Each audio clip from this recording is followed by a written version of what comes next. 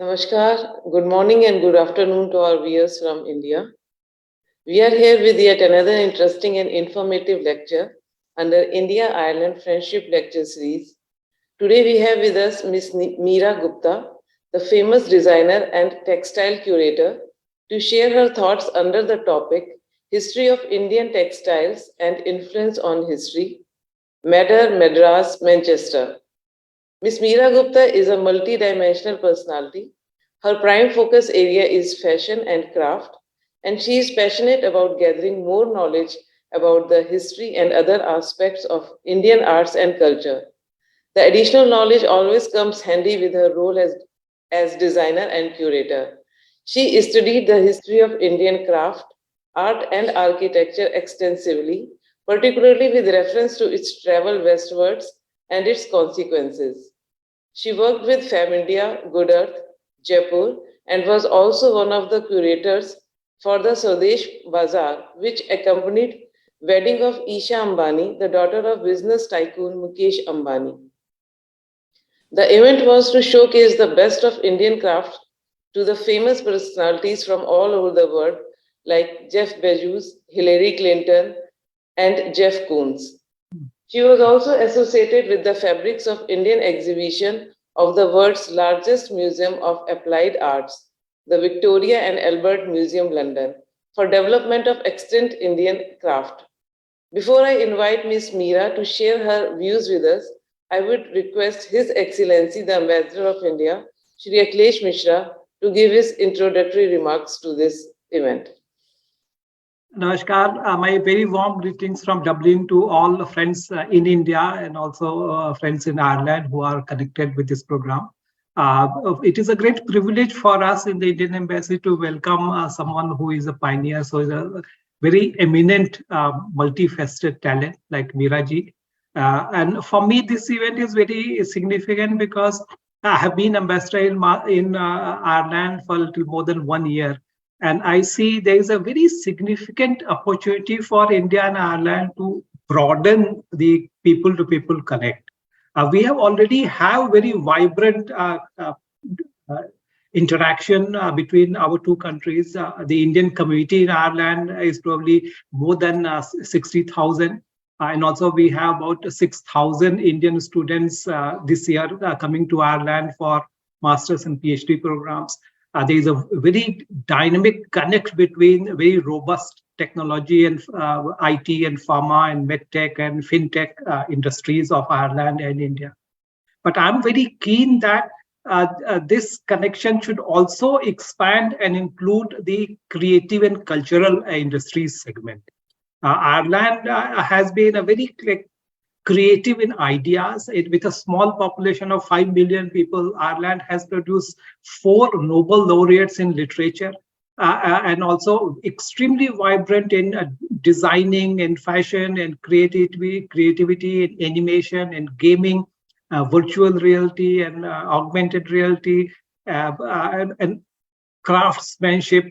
It's a very vibrant cultural ecosystem in Ireland, and is creating not only tremendous soft power for Ireland, but also creating a lot of prosperity and job opportunities. Similarly, India is one of the most richest countries in the world in terms of diversity and also the creative industries which are taking global stage. I think there is a very interesting synergy in the creative and cultural field that can be developed for real benefit of our people. And one area I'm particularly keen is the capacity building and training and sharing of ideas, because Ireland has a tertiary level graduate and postgraduate programs in every segment I have mentioned, whether it's a design or gaming or animation, virtual reality, augmented reality, uh, uh, uh, ceramic making, glass making, film making. So they have very highly benchmarked, globally networked institutions. I think there's a great merit in our having a closer strategic look at the potential that Ireland can provide to us. And in areas of design and craftsmanship and textiles and fashion. If we partner with Ireland, that we can gain very interesting insights into the global trends. Because Ireland is not only very deeply connected with UK, but also in the European Union, but at the same time, it is equally strongly connected with the transatlantic countries like US and Canada. So Ireland's strategic location and also great ambition provides very interesting insights. And it can be very useful for Indian entrepreneurs, creators, thinkers, intellectuals like you to look at Ireland more closely and start building incrementally practical, functional, mutually beneficial linkages. This is the idea, and the spirit behind Friendship Lecture Series is to create a platform where Indian stories become known among Irish relevant circles, and also similarly Irish dignitaries we are hosting under the Friendship Lecture Series so that their stories become better known in India. So this is expected to be as a catalyst for broader connectivity. And I do hope, I'm looking forward to listening to you, Mira ji, your inspiring story.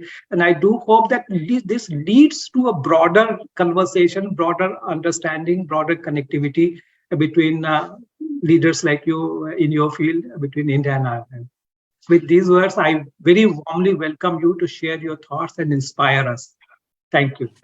Thank you so much, Ambassador. That was really interesting, and you inspired me because while I know a lot about Irish literature and Irish poetry, as I was mentioning to you, I am not very well acquainted with what's happening in the design world in Ireland.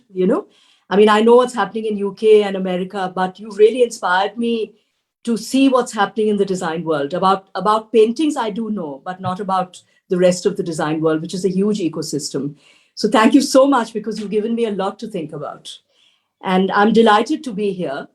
So while I'm going to speak on Indian craft today, but Indian craft is a very vast subject. And, in the 40 minutes that we have, it may not be possible to speak about all the different facets of Indian craft. So what I've chosen to do today is to speak of Indian craft that went west and east and sort of had impact on world history, because I think that might be more interesting than just speaking of something that only has local relevance. So that's going to be the theme of my talk today, basically about craft, but about craft that went west and affected history. So this is the title of my talk, and as I go on, then I hope to explain why I've chosen to call my talk this. Can we go to the next slide, please? So all of you can see that this is a Mughal miniature in this slide. And this miniature dates from 1590. And it shows the Prophet Idris introducing mankind to the concept of wearing tailored garments instead of skins. And the court artist who painted this imaginary scene shows Idris presenting bales of cloth to men dressed in furs. And let's take a look at the lower half of the painting that shows stages in the production of cotton. And obviously, the artist who drew this drew inspiration from what he saw going on around him, which is washing cotton, preparing the warp, and weaving on a pit loom. And all this you can see at the bottom of this miniature. Can we go to the next slide? So miraculously, all these processes are still carried out in India today, where despite industrialization and the opening of global markets, millions of people, literally millions of people, are involved in craft. And, nowadays, the modern world of cheap mass-produced goods has inevitably reduced the demand for handmade. But historically, the richness of India's craft traditions is unparalleled. And every region has developed its own specialities, and whether they be in weave or dye or embroidery, and sometimes a combination of all of these. And most of these specializations are based on the availability of local material, such as the pashmina being based on the goat hair, which is found in Kashmir, or the madder, which is found in South India. And today in our conversation, we're going to look at some of these craft traditions, and with special reference, such as I mentioned, to those that travel west and how they change history and economics and the social fabric of India, US, and Europe. Next slide, please. So we all know this statue. This is the priest king of Mohenjo-daro, which is presently in the National Museum of Pakistan. And I'll tell you why I'm showing this. India's textile tradition stretches back to the Indus Valley and its antecedents. And excavations in the pre-Harappan sites such as Mehergarh have revealed seeds and fibers of cotton dating from 6000 BC. And though no cloth has survived because India's very hot climate, the presence of spindle walls at these sites throughout the Indus Valley implies that weaving was taking place even in those years. And woven cloth dyed in madder was found at Mohenjo-daro, dating to the early second millennium BC. And now let's take a close look at this bust. This is the priest king excavated in Mohenjo-daro. And let's take a look at his shoulder, which is draped in a piece of cloth with a trefoil pattern. And this is commonly supposed to be ajrak, which we continue to wear to these days. And ajrak involves a knowledge of mordants and dyes such as madder and indigo. So what I find miraculous, and it actually brings tears to my eyes, that something 5,000 years ago is a continuing tradition of craft in India to this day. And we're still wearing ajrak. And the world's earliest surviving cotton fragment has been found in Jordan, dating from 4000 BC, and is almost certainly imported from the Indus Valley. The wealth generated by such trade was the basis of the economy in Northwest India at that time, and this wealth allowed the expansion of Indian culture and more settlements. And without the development of craft, the art, the culture, and the history of India would have developed quite differently. So this is how important craft is in the history of India. Next slide, please. The influence of craft in daily life in India is apparent in these Ajanta frescoes, which I'm showing here. And dating from the 6th century, these frescoes show women, and let's take a close look here, wearing bandhni and ajrak and ikat. And gradually, the export of craft began influencing drawing rooms, economics, and political developments in the West too. Indian textiles were traded in ancient times with China, with Indonesia, and the Roman and the Greek world. And the Roman merchant navy trading with India was eventually replaced by Arab traders, and they in turn by the Portuguese, with the coming of Vasco da Gama at the end of the 15th century. Can we go to the next slide? Next slide. That's Vasco da Gama landing in Calicut. And in 1600, Elizabeth I gave the East India Company a monopoly on trade between England and India. And concurrently, the Dutch, French, and Danish also formed similar companies to trade. Can we go to the next slide? So that's a picture of the East India Company. Next slide, please. So the events were concurrent with the zenith of the Mughal dynasty in India.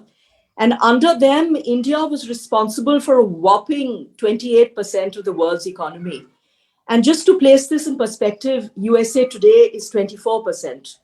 And obviously, everyone interested in money and trade wanted to come to India.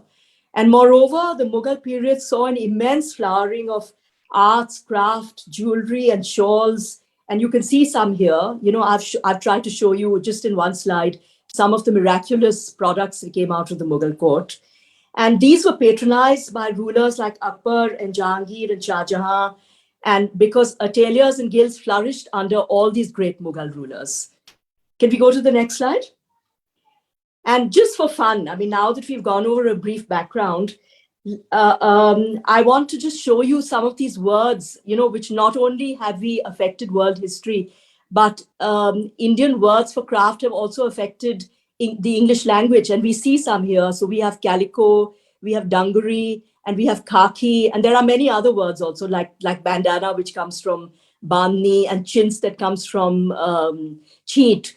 So not only have we affected world crafts, but some of our words have also passed into the English language. So now that we've gone over a brief background, let's examine the main crafts, the exports of which were world-changing. And for ease, I'm going to divide them under 3 heads, and I'm going to call these heads dyes and prints, embroideries, and weaves. You know, and I think that'll make it easier for us to examine these. Can we go to the next slide? So the first dye I'm going to talk about is indigo, which is actually the most famous of dyes and which has affected not just our history, but world history. And the history of indigo is as old as time itself, going back to Mohenjo-daro, which I just mentioned. But it's a shockingly troubled history for what is fundamentally just a plant. But it's a miraculous plant. I mean, the green leaves are fermented, and you can see that in this slide, and treated to turn into a dye which permanently colors fabric. And how the first Indian dyers managed to discover the secret of transforming the plant into the rich blue dye remains a mystery. Can we go to the next slide? Historically, the best quality was cultivated in India, and India was also the earliest major center for its production and processing. Indigo used as a dye made its way to the Greeks and the Romans, where it was valued as a luxury product. And in this slide, you can see a mosaic which shows the trading of indigo in Rome. And the association of India with indigo is reflected in the Greek word for the dye, which is indicon. And the Romans Latinized the term to indicum, which passed into Italian and eventually into English as the word indigo. Next slide. Indigo remained a rare commodity in Europe, and it was called blue gold until Vasco da Gama discovered the sea route to India, making indigo available to the common man and thus fueling demand in Europe. And following the British East India Company's annexation of Bengal after the Battle of Plassey, Indian peasants were forced to grow indigo instead of food, sadly in slave-like conditions. And it is entirely possible that this led to the Great Bengal Famine, which is called the greatest genocide in history. And in the New World too, slavery was hugely related to the growing of indigo, causing intense suffering. Next slide.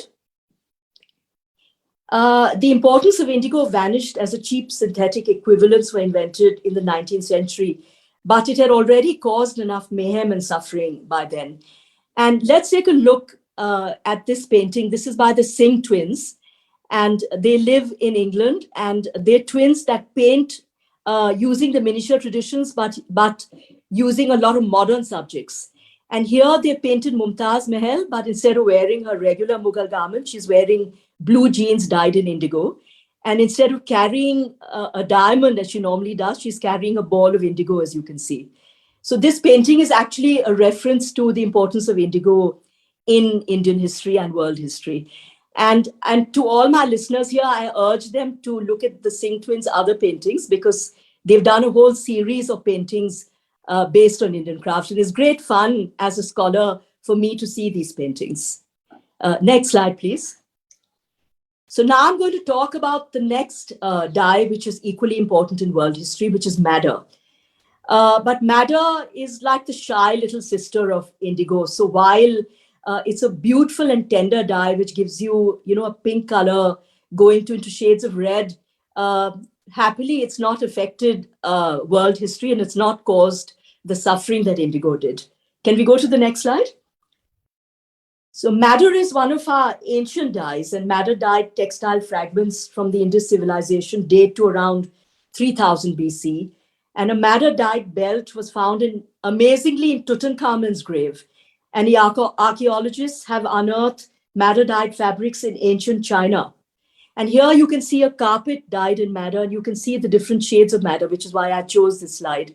You can see all the colors of madder, from light pink going into deep red. Can we go to the next slide? So madder lake has been used in art and manuscripts extensively, and the dye has been used to color fabrics and carpets, wool and leather.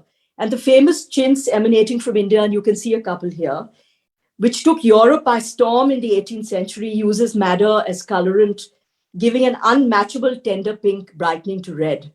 And madder did not have political consequences, but was hugely instrumental in Renaissance art as well, when it was used as a paint called madder lake. And in the 1860s, chemists discovered how to manufacture alizarin synthetically. And sadly, madder is now used only in an artisanal context. But ajrak done traditionally still uses madder and indigo, and I've used it in my own design practice for some of the scarves that I developed, which then sold at the V&A store, and they were much appreciated. Okay, now we're going to shift to prints in the second part of my talk. And I'm first going to talk about chintz, which is as important or even more important as indigo in having an influence on world history. So the textile with the most enduring association with European trade is undoubtedly chintz. Uh, Made in abundance in India for foreign markets in the 17th and 18th centuries, these fabrics used the kalamkari technique, whereby an artist drew designs on cotton with a kalam pen containing mordant and then dipped the textile in dye. And they combined motifs of fruits and birds with patterns from English embroideries and Chinese decorative objects, which you can see here. And chintz quickly became a rage in England and France because it allowed ordinary people to wear colorful and richly patterned fabrics without paying the price of silk. And high profile tastemakers such as Madame de Pompadour in France adopted it for dress and furnishings. And just to place this in context, I mean, in the Europe of that time, people were actually wearing just woolen linen and in completely toned down colors like black and gray, and therefore imagine their delight when they saw these extremely bright and vibrant prints coming out of India. Can we go to the next slide? So these are called palampors, and it is from the word palangposh, which is the Indian word for bed cover. And this was chintz used as bed covers or wall hangings, and often with a central tree motif, which is called the tree of life. And this tree of life motif spread from India all over the world, and in fact, still continues as a world motif. Next slide. So bullion was sent to India for chintz, to trade in chintz, which was then shipped to Indonesia, where some of it would be traded for spices, which was sold with the remaining textiles for bullion. So the three-way trading trips could start all over again. Now, interestingly, a lot of people feel that the East India companies came to India to trade in spices. But actually, that's not wholly correct. They actually came to trade in chintz. And the spice trade was more in South Asia. And most of this cloth was sold as piece goods and lengths of fabric in standard yardages suitable for a dress. And the trade in chintz was such a threat to local weavers in England and France that an act of parliament in 1701, and you can see that in this slide, banned the textile and the wearing of it. And some of the dramatic stories about this ban are well known, such as mobs of protesting weavers marching on Parliament in 1697 and shocking physical assaults on women wearing chintz. And though the women were attacked, that didn't stop them from wearing chintz. And you know how women love fashion. So they continued wearing chintz in spite of all the bans on it. Next slide. So naturally, Europeans attempted to imitate its vibrant dyes and designs. And this quest sparked the mechanical and business innovations that ushered in the Industrial Revolution, with its far-reaching economic and societal impacts. So let's take a look at the slide on the west. This is the spinning jenny. And mills were set up in Manchester and Lancashire with the invention of the spinning jenny, the key development in the industrialization of weaving. So miraculously, the quest to develop chintz in England and Europe actually led to the Industrial Revolution. And with the far-reaching consequences that we know of, because it literally changed the economics and the history of Europe after the Industrial Revolution. And because this was a key development in the industrialization of weaving. And let's look at the slide on the right. This is an interesting design development linked to chintz. In France, the entire genre of printed textiles called toile de jouy was heavily influenced by chintz. And in 1760, the factory Oberkampf was set up to print single-color toiles for furnishing. And toiles out of France continue to be widely popular as furnishings. In fact, I use them in my own home. And these are still very popular in France, and they're done by most of the design houses in France. But a lot of people don't know that these are actually influenced by Indian chintz. A parallel event was the slave trade from West Africa, which was for the purpose of labor in growing cotton in the West Indies and the USA. And this cotton made its way to the mills in England and elsewhere, reducing the need for import of muslins from India.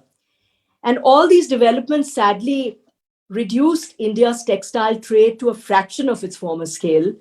And by the end of the 1850s, cloth was being sent from England to India instead of from India to England.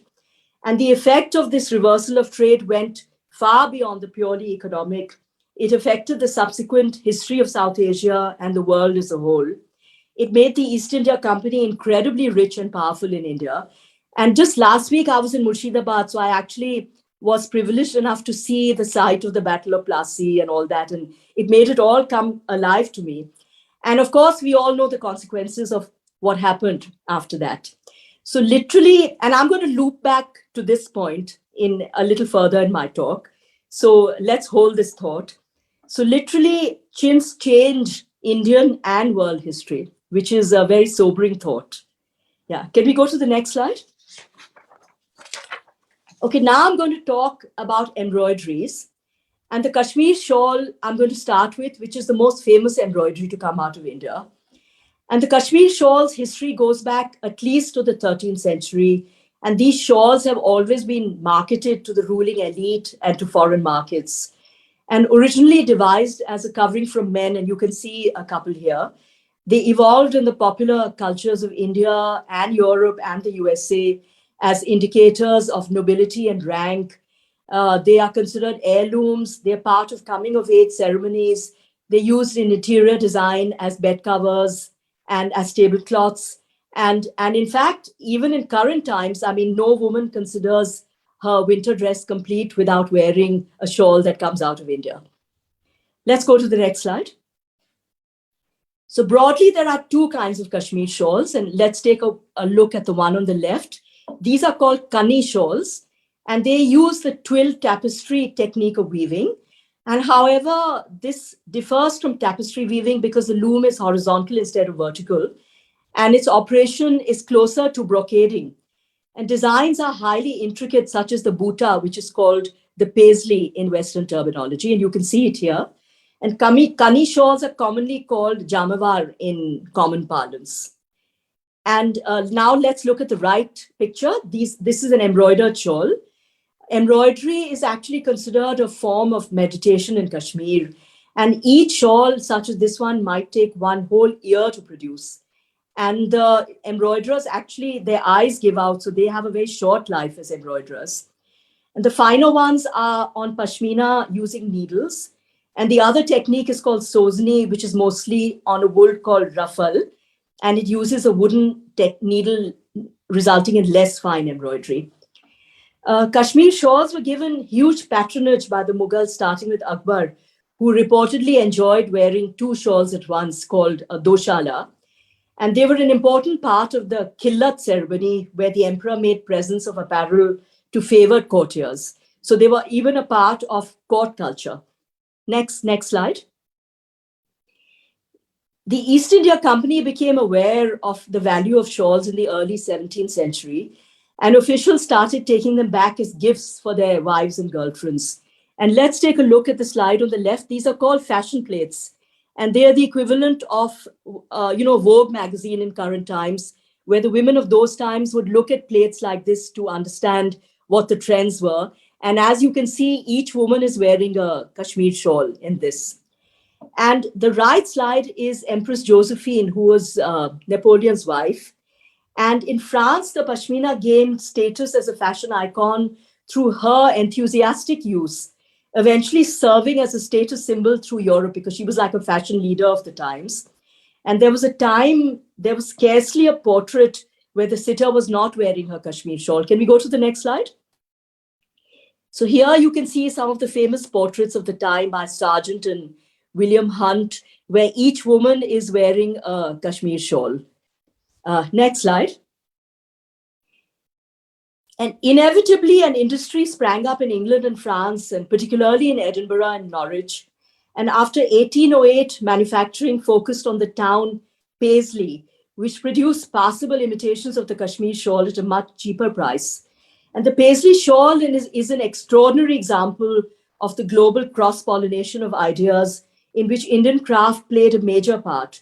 And why the Indian ambi or buta came to be called the Paisley motif is because of the making of copies of the Kashmir shawl in Paisley, which continue to be hugely popular worldwide, and all because of the original Kashmir shawl. And let's spend a minute looking at this shawl, which may be the most important shawl in the world. And I was privileged to see it when I visited the VNA as part of the Fabrics of India exhibition, which I was associated with. This is called the Srinagar map shawl.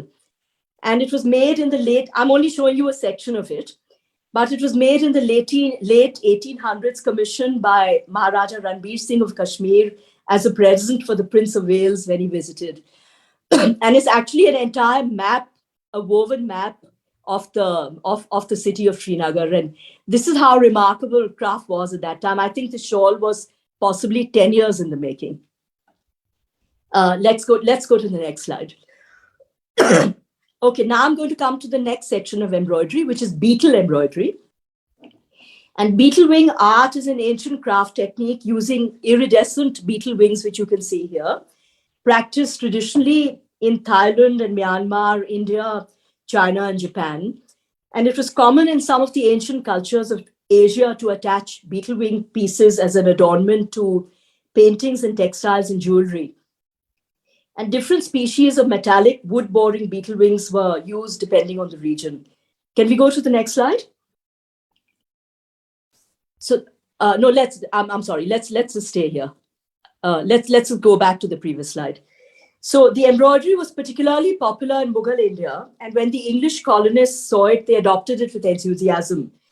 And in traditional Indian embroidery technique, beetle wings appear to be universally embroidered along with rich metals, which are called zardozi, and are considered a feature of metalwork embroidery. In surviving examples of Indian beetlework embroidery, they are without fail accompanied by zardozi or gold work. Eventually, more and more commerce grew around exported beetle wing embroidery textiles, and it was common to be able to purchase pre-embroidered panels and sew fashionable dresses. And amazingly, the beetle wing embroidery reached its zenith when it was part of the embroidered peacock gown worn by Lady Curzon for the second Lady Delhi Darbar. And I believe that still exists I think it's at the V&A, the famous dress, beetle wing dress worn by Lady Curzon. And it still survives, but as a niche occupation for home embroidery. Next slide, please.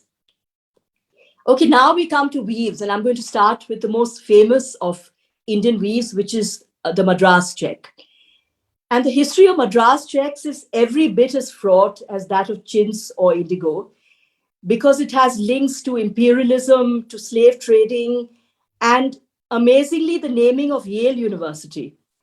And besides its continuing definition of the American preppy look, and probably the only fabric worldwide that's worn is a lungi, which we can see on the left, on the streets of Chennai, and sold by upmarket labels like Ralph Lauren, which we see on the right, and Brooks Brothers. And it's also ritualized in Africa by the Kalabari tribe. It's even been the subject of a remarkable advertising campaign where its weakness is turned to strength in the campaign, and yet it remains uniquely Indian in its craftsmanship. Can we go to the next slide? In 1637, the East India Company obtained a grant for the village of Madrasapatnam, later called Madras. And actually, this is why Madras became famous as a city, because of Madras checks, and made it a center for weavers, leading to the founding of the city.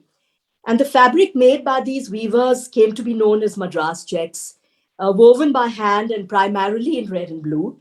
The weave was simple and loose, and rice gruel was used as an adhesive. An important ingredient was the quality of water used in dyeing, which is actually common for a lot of Indian crafts, as water would, from different reasons, would affect the color differently. And the pattern was the same on both sides. And let's look at the middle picture. By 1822, because of the presence of Scots in the region, the plaids and tartans worn by them came to influence local style, and which is so interesting. It was like a fantastic cross-pollination.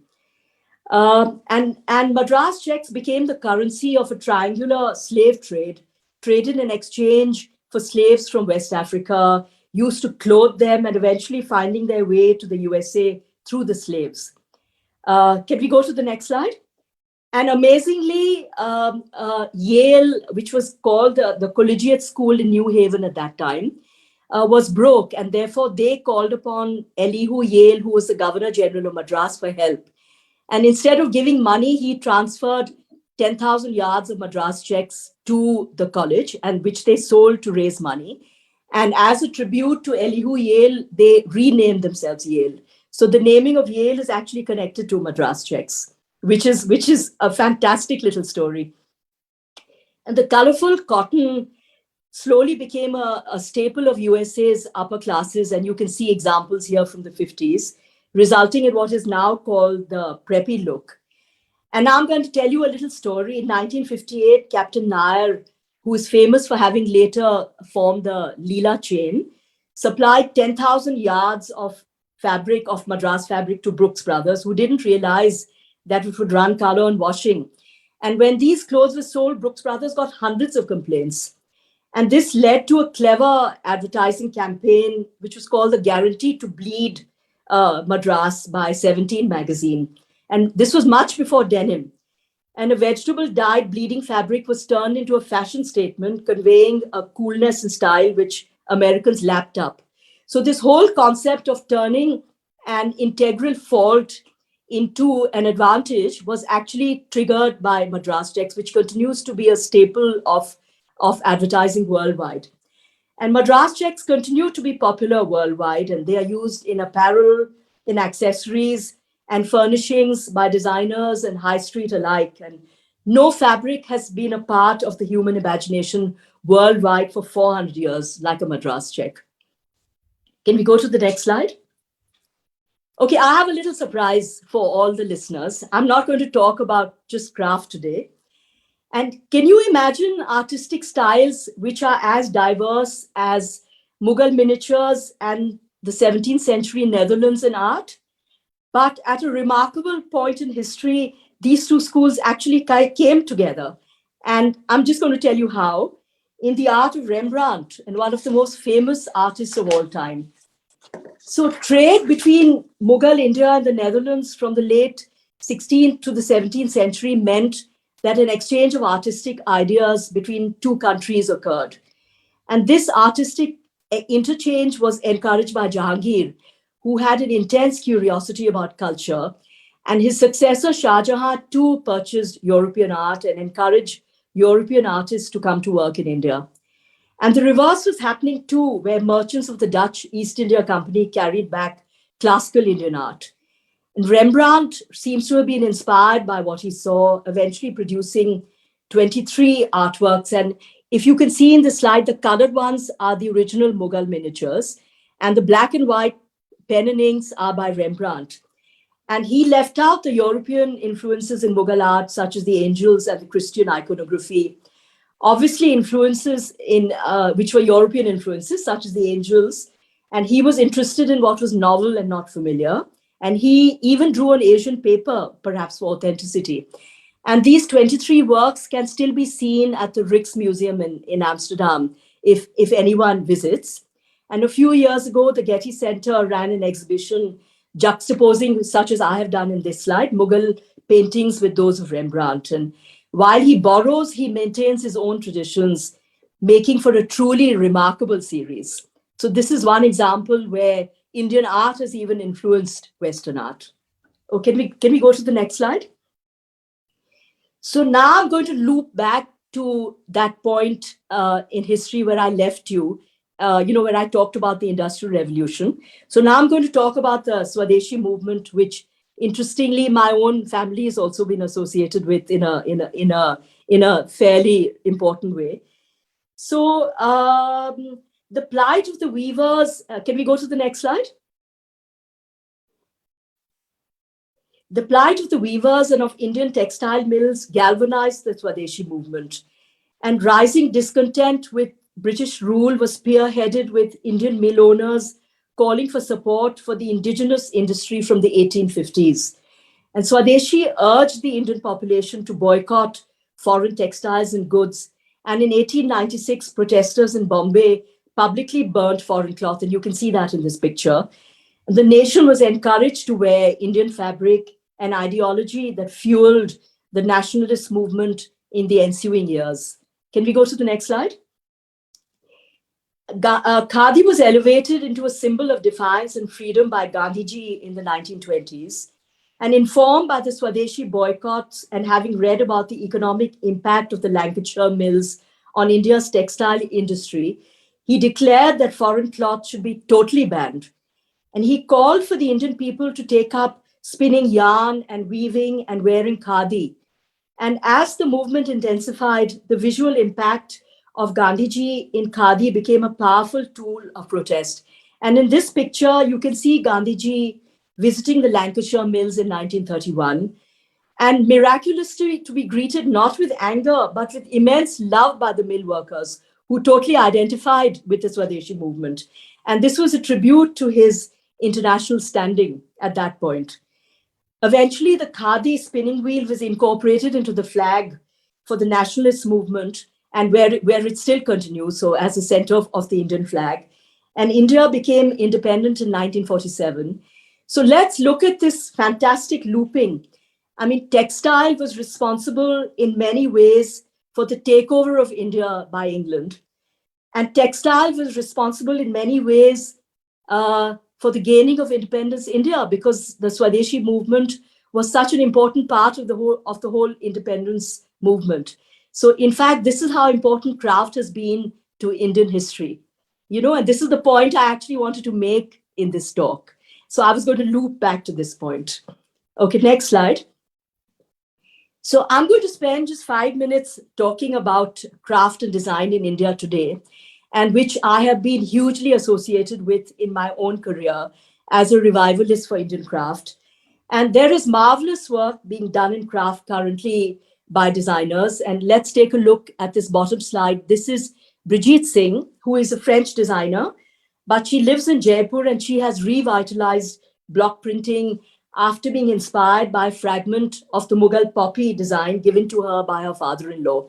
And this poppy design was actually designed by Noor Jahan, who was a remarkable woman, and it finds a place on the walls of Itmad-ud-Dawla, which is a monument to her father. And Kashmir Loom in Delhi, extreme left, produces very high quality pashmina shawls with embroidery and weaving. And Rahul Jain, who comes from my city of Banaras, on top, produces woven silks after making an intense study of Mughal and Safavid silks. And his weaving is so complex that it takes 3 craftsmen 3 months to weave the entire piece. And let's take a look at the extreme right picture. Sanjay Garg of Raw Mango has done much to revitalize chikankari and Banaras brocade. And let's go to the next slide. Constant adaptation of Indian skills continues to make an international impact. But the emphasis had shifted from the appreciation of hand-woven to handmade embellishment. The Belgian designer Dries van Noten started working with Kolkata-based craftsmen in 1987. And for him, made in India was a mark of prestige. And he publicly acknowledges his sources. And other designers such as Lagerfeld, Gaultier, and Oscar de la Renta have created collections inspired by India's textiles and culture, but sadly without acknowledgement. Since the garments are not finished in India, there is no legal obligation to acknowledge that the embroideries come from India. And such gowns are worn by actors at the Oscars. They appear on the front covers of international magazines, but sadly with no awareness of their Indian origin. Let's take a look at this slide. And not many might know that the huge and famous fashion house Lesage actually is now based just outside Chennai, between Chennai and Pondicherry. And he started this atelier in 1993.